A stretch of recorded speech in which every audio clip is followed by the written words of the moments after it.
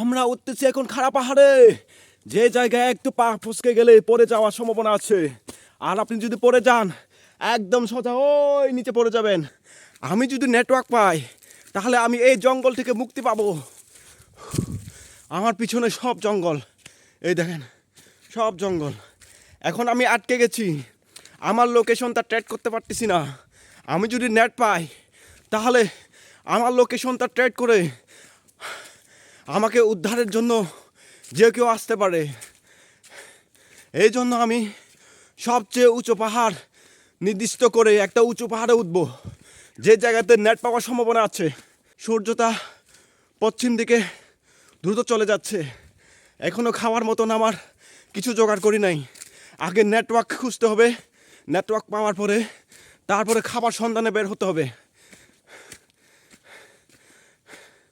আমি যদি নেটওয়ার্ক সন্ধান পাই তাহলে এর গভীর জঙ্গল থেকে উদ্ধার পাওয়ার সম্ভাবনা আছে।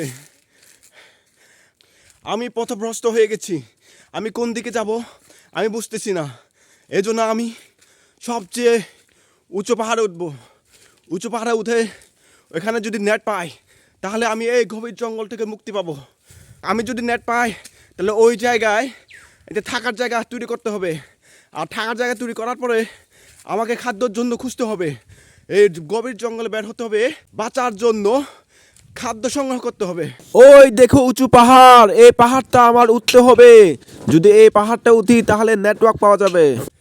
আমরা উঠতেছি এখন খাড়া পাহাড়ে, যে জায়গায় একটু পা ফসকে গেলে পড়ে যাওয়ার সম্ভাবনা আছে।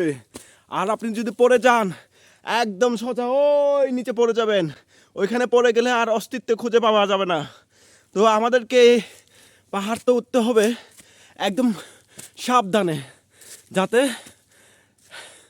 আপনি যদি একটু 19-20 হন, 19-20 হয়ে যখন পা ফসকে যাবে তখন আপনি আর এই দুনিয়ায় থাকতে পারবেন না।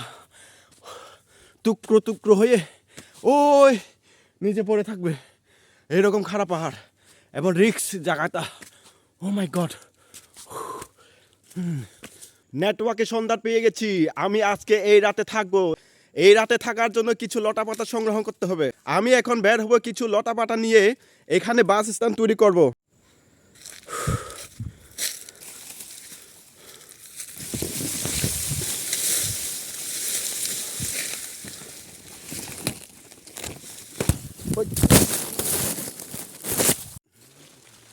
ও কিছুক্ষণ বিশ্রাম করার পরে আমাকে বের হতে হবে খাবারের সন্ধানে।